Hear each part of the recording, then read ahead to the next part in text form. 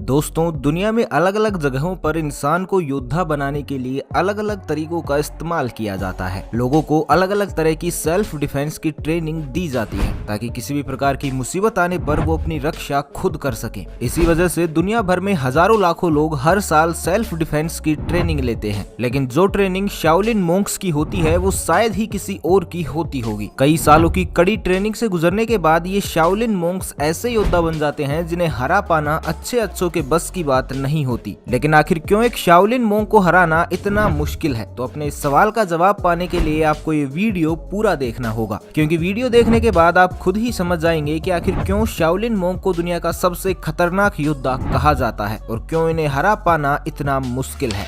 Childhood training. दोस्तों, एक Shaolin monk की ट्रेनिंग बहुत ही छोटी सी उम्र में शुरू हो जाती है। महज 6 साल की उम्र में ही इन्हें शाओलिन टेम्पल में प्रवेश दे दिया जाता है ताकि आगे चलकर एक बड़े योद्धा बन सके। जिस उम्र में बाकी के बच्चे फिल्मों और टीवी सीरियल्स को देखकर योद्धा बनने की सोचते हैं, उस उम्र में ये बच्चे हकीकत में ही योद्धा बनने के लिए कड़ी ट्रेनिंग शुरू कर देते हैं। शुरुआत में इन्हें अपनी बॉडी को फ्लेक्सिबल करना सिखाया जाता है। कुछ ही दिनों के भीतर ये अपनी टांगों को अपने सिर तक लाना भी सीख जाते हैं। किसी पेड़ के मोटे तने में अपने दोनों पैरों को मोड़कर इन्हें कई मिनटों तक लटके रहना पड़ता है ताकि दर्द और पीड़ा को सहन करने की काबिलियत इन मोंक्स में बढ़ाई जा सके। साइज में ये बच्चे भले ही आपको छोटे लग रहे हों, दर्द से करहाते दिख रहे हों, लेकिन इनका हौसला ऐसा है कि ये बड़े से बड़े इंसान को भी मिनटों में धूल चटा सकते हैं।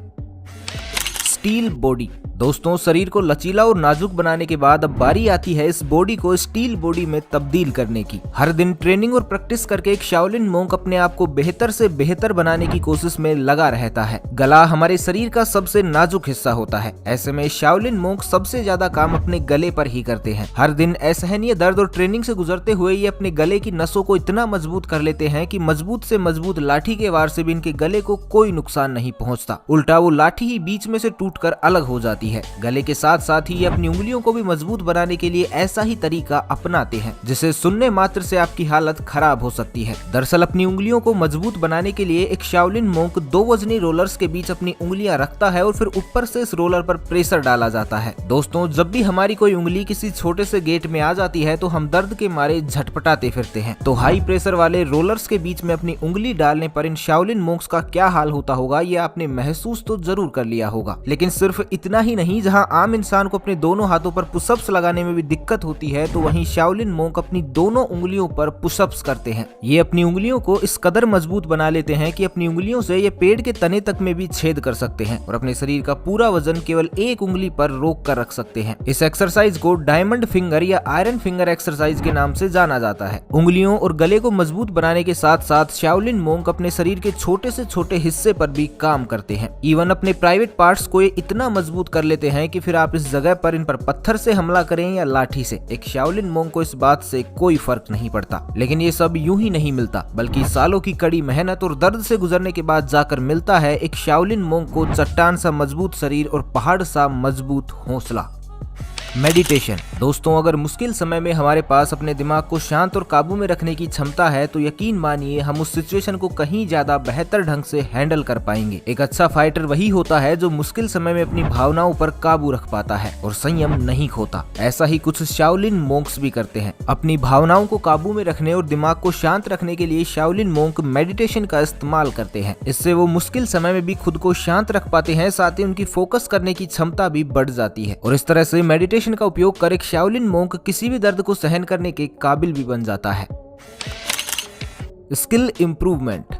दोस्तों, एक शाओलिन मोंक बनने के लिए कड़ी और बेहतर ट्रेनिंग के साथ साथ अपनी स्किल्स को इम्प्रूव करना भी बेहद जरूरी है। इसमें सबसे पहले हाथ और पैरों से लड़ना सिखाया जाता है। हाथ और पैरों से लड़ने में पूरी तरह दक्ष हो जाने के बाद ही हथियारों से लड़ना सिखाया जाता है। हाथ और पैरों को मजबूत करने और उनकी क्षमता बढ़ाने के लिए अलग अलग तरह के तरीके अपनाए जाते हैं, जिसमें से एक में शाओलिन मोंक्स को कुछ इस तरह से 2 पिलर्स पर खड़ा होना होता है। इसके बाद उनके दोनों हाथों में पानी से भरी 2 बाल्टियां थमा दी जाती हैं। साथ ही शरीर का संतुलन बनाने के लिए दोनों कंधों और सिर पर कटोरे भी रख दिए जाते हैं। एक शाओलिन मोंक को दर्द सहते हुए काफी देर तक खुद को इसी स्थिति में बैलेंस करना होता है। इसके लिए हर एक स्टूडेंट में पावर और सेल्फ कंट्रोल का होना बेहद जरूरी होता है। साथ ही सीढ़ियों पर नीचे से ऊपर चढ़ने और फिर ऊपर से नीचे की ओर आने की इनकी कला भी बेहद अनोखी होती है और अगर इस दौरान कोई गलती होती है तो उसकी सजा भी बहुत बड़ी होती है, क्योंकि असफलताओं के लिए शाओलिन टेम्पल में कोई जगह नहीं है।